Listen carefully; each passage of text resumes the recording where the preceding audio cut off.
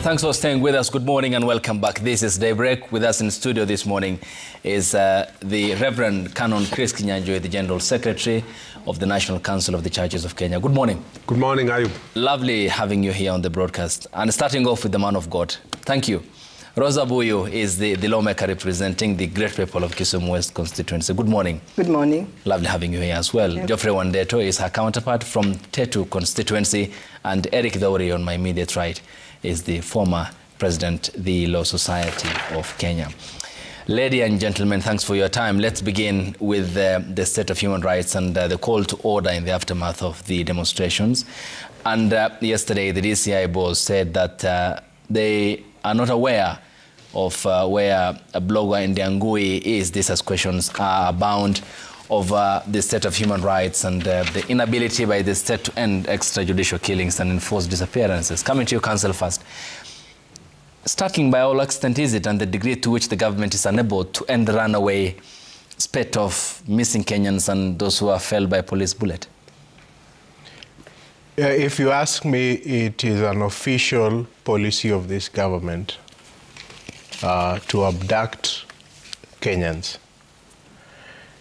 And the only explanation we can have or we can take is that that unit that is in charge of extrajudicial abductions is outside the control of the DCI. So that when DCI tells us, yes, we don't have him, he actually is telling us the truth, because there is an extra judicial unit that is operating that undertakes this kind of investigations. The other alternative is to believe that these people are actually abducted by people from the space. Because a person who has all the resources of the state with power to investigate cannot come and tell us that all the resources that they have at their disposal have been unable so far to crack the issue of abductions. Now, what has happened? Before, we've had statements from political leaders saying that they are ending the issue of abduction, that those people who have been abducted, the majority of them have been reunited with their families, yet we know that that is not the position. But if there is any evidence or any indictment on the state, it is the stories of those who have been released. All those who have been released have been held by people who are taking instructions from the state. And these habeas corpus that have been involved in them take a very natural route. First of all, the police will deny that they don't have him. Okay. When the DCI are summoned, when you summon the IG and the DCI, then mysteriously someone is released. When the pressure is too much, mysteriously someone is released. So there is no doubt in my mind that there is an official policy of the government of Kenya to abduct citizens. Now, But governments ideally is meant to protect people, not to abduct them. And there was the solemn pledge made by the head of state who disbanded the unit at the DCI when he came to power, and even fired the then DCI boss, George Kinoti, just to make sure that he had established an immediate remedy to the problem which had bedeviled the previous administration. What then do you think had happened in the intervening period since coming to office? You might actually be forgiven to think that that unit was disbanded for a lack of efficiency, so that it was to be disbanded and then a new unit that would be much more lethal and much more effective would be put in place. Because there's been no change. Their methods, in fact, have even grown bolder. They pick people with reckless abandon in broad daylight, and the common denominator of everyone who has been picked has been that in one way or the other, They have castigated the government. Even if we want to say that the statements that they have made in castigating the government have been extremely reckless and probably even criminal. Yeah, okay. But the common denominator of that is that their so-called criminal activity is one of castigating the government. And so it is for that reason that you can see that the only reason why there are these abductions is for repression of maybe political thought that might even be said to be reckless. Honorable Rosa Boyo, coming to you. The accounts of the DCI aside, but as a lawmaker, it's concerning, is it, that there could be shadowy actors who are taking advantage and the government is unable to identify these personnel? Because if it denies then that it doesn't have all these people have been abducted, 82 since 2024, then who is doing it raises the question of our national security, is it? Thank you. First of all, I'd like to say that it is the responsibility of the government to protect its people. That is given, even in the Constitution. I'd also like to say that a democratically elected government has no business having abductions as part of its policy to govern its citizens. So I would be surprised if that's the government policy. But having said that, it is true that there have been some abductions. But listening to the DCI yesterday, and I want to take him, give him the credit of benefit of doubt, he sounded sincere because he did admit that they were looking for Ndiang'ui. And he actually said that they went to his house to look for him, but they didn't find him. It would be unforgivable if he actually stood there to lie to Kenyans, because he said they didn't find him and they really do not know where he is. But as my counterpart says, it is the business of the government to know where its citizens are. They have the resources, they have the machinery, so the government must just try to find out and let Kenyans know where this young man is. It is their responsibility. Yeah. But to say that abductions is the policy of the government, that would really, really be sad. Because if you are democratically elected, you're elected to govern, you're elected to serve, why then would you choose to abduct, you know? To give that the benefit of doubt, Honorable Rosa Boyo, is still on you. Ideally, when the last time a habeas corpus order was issued, then 24 hours later, the Longton brothers and Bob Njagi were released by the abductors. Does this point to a chain where the state seems to be running away from accounts and responsibility in finding where its citizens are? And if not in their custody, then does it point to weakness in our national security architecture? When that happened, actually, I wondered what had happened, and I felt like, was the government lying? But the saddest thing is these people do not come out to speak after that. You know, if they would speak and say, this is not true, we were abducted, we were kept in a secret place, this and this happened to us, then obviously we'd all know exactly what's happening. But I come from a party called ODM, the largest in this country. And in that, the memorandum that we had with the ruling party, one of the things that we pointed out is there must not be abductions, and we must respect human life. And I'm sitting here saying that that is something that we are keenly looking at and really checking on the seriousness of the government in terms of making sure that that agreement is kept in terms of abductions, because really I find it so difficult to believe that the government would abduct and come out openly and deny, because then we are living in falsehood. Okay. And I have a problem just reconciling with that. Okay, and the National Police Service, in the case of Mwalimu Albert Ojwang, said he banged his head against the wall, and the day after, of course, post-mortem examination. No, that, and if you saw, I had a problem with that too. And I pointed out that when you come up and say things like that, you lose credibility totally. So even when you come and say the truth, if it's true that you don't know where Ndiang'ui is, then people, your citizens, find it difficult to believe you. So you must always be accountable, and you must always be honest. Okay. And if you slip like they really did slip and made a silly excuse, then your credibility goes, and then your citizens do not believe in you. Okay. Honorable Wandeto. Yes. Regardless, the buck stops with the DCI, is it, on the government? Yes. Thank you, Ayub. And Ayub, allow me to first of all bring my condolences to the families of the 16 or so odd young people who were killed or who fell by police bullets last week, and the hundreds who are recuperating either in hospitals or at home. And also my condolences to the family of Boniface Kariuki. We lost him yesterday, the latest victim of police brutality.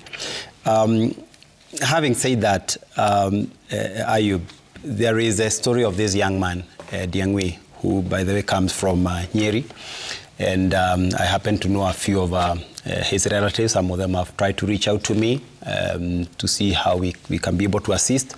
And it's very sad that the wave of abductions and enforced disappearances seems to be continuing a whole year on, despite the pledges, including by the president in front of a visiting fellow head of state, that the country now had seen the end of this. But to your question, whether the buck stops with the DCI, yes, it is correct. The buck stops not just with DCI, but to the highest levels of leadership, in this land, because you know that one of the things that the president swore to do when he took office was to protect the Constitution and to also protect life and property. And when we see a country that prides itself in democratic credentials and as a beacon of hope and light in the region, disintegrating into the level of chaos that we see, the level of issues that we are seeing, whereby people are being abducted in broad daylight, some of them even children of very senior government officials, then we all have a reason to worry. And what is happening, Ayub, is that this regime is feeling very, very threatened. It is threatened by the general anger of Kenyans because it has failed to deliver to the promise and the expectations of Kenyans.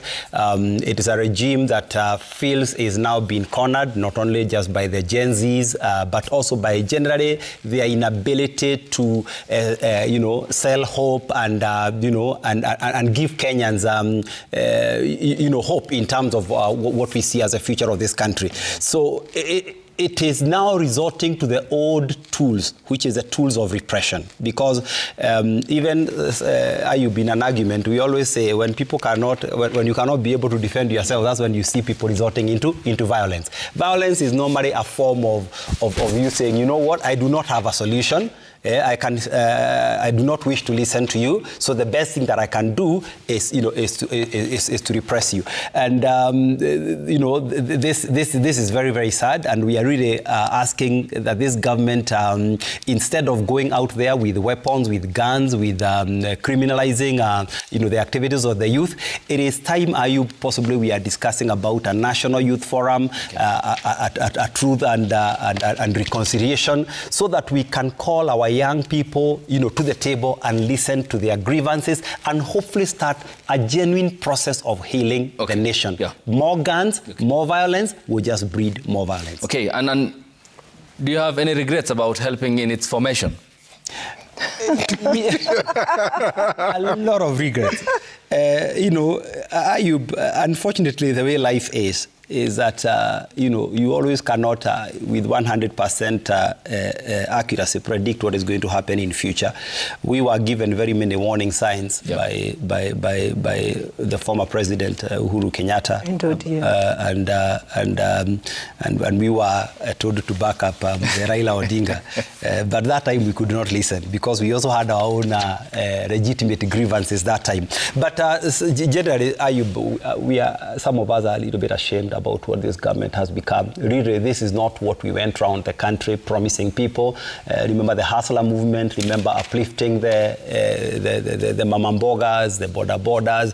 This is a government that sold a lot of hope. And unfortunately, it seems to have gone the complete complete opposite direction in terms of its delivery to Kenyans. Reverend, good morning. Good morning. Is the religious community in any way surprised that it's the punching bag for the government over what happened last week on Wednesday? Well, I would like to say that it was quite unfortunate to hear some of the senior ministers in this government punching the religious leaders, especially the church, and to some extent the diplomatic community, because when it comes to matters of the youth in this country, there is no other sector that has invested in young people as the church. The church has programs for young people. We run schools. NCSK alone has almost 10,000 schools, including universities. So we are always interacting with young people, and we are the heartbeat of the challenges they have, the challenges of jobs, the challenges of their health, the challenges of the education system. So for a young person who saw this government making promises on health, promises on education, promises on jobs, and then having to deal with the kind of the current crisis, the church is very, very empathetic on the young people. The young people are asking for better governance. They even want to participate in the governance. And there is an opportunity for that. In fact, if you go to the government, the way we decided to deal with the youth bulge in this country is we came up with a youth dividend. And there's a roadmap that government created for dealing with the youth bulge. They were to invest in health, they were to invest in education, they were to involve young people in governance, and they were to get jobs and involve them in economic activity. What this regime of UDM unfortunately has done is the opposite. They have removed money from the health sector. So a lot of young people, for example, young people who are giving birth through Leader Mama no longer have that capability. And SHA has become much more expensive than it was before. If you come to education, what has happened? There's no capitation in high school, or it's coming late. And when you go to university, they have remodeled the education system. So a lot of young people are committing suicide because they can't see the future of even their education. When it comes to governance, every time the young people are talking, now there's a state-sponsored abduction, torture, and killings. So, and this is what people now are calling a program. So that young people now have become the threat to the state. And now they are being called what? Instead of young people being seen as the future of the country, as the resource for us to get the youth dividend, cabinet ministers are calling them terrorists. They are calling them criminals. Okay. They are calling them, all other names. And expression of their governance and their dissatisfaction has been criminalized. And of course, we know that jobs are not there. The policies of this government have not been positive because what we see is more and more industries closing. So there are lesser and lesser opportunities for young people. And that is why they feel more or less like the caged bird that Maya Angelou talks about. Okay. Where does the caged bird see? That's where the young people are. Yeah, and the religious community, hand on heart, in wholesale, bought the candidature of William Ruto when he presented himself to the Kenyan people. I would not say that it was 100%, but there are certain churches and church leaders who supported President Ruto in his election. And when I talk to them, even those who are very forefront in supporting him, they say they did support him that time, just like our Mheshimiwa here has said, but they don't support his policies. They don't support abduction. They don't support extrajudicial killing. They don't support divesting from the health sector. They don't support divesting from the education sector. They don't support all these policies, including the way that the government is speaking and creating a very big rift valley between them, the state and the youth. So what the religious leaders and the churches are talking about is how can we create a bridge and how can we mediate this gap that is developing between the young people and the government, and how can we help the government so that instead of them resorting into using force and state-sponsored terror, they use other tools, like, for example, dialogue. I don't think that it is, even when you listen to the young people, they are saying, why are you not listening to us? Okay. Why are you not sitting down with us? Yes. All right, ladies and gentlemen, when we get back from the break, then we discuss the order in the aftermath of what happened on Wednesday last week and the statements made by... Could I just say this, if you allow me? Yes. Quick commercial break, we are back. We have an hour. Okay. I'll start with you. Okay. Thank you so much. And the hashtag on X is Citizen Day Break. The SMS code is 22422 at Citizen TV Kenya and at Ayub Abdikadir. Back with more after the break. Stay tuned.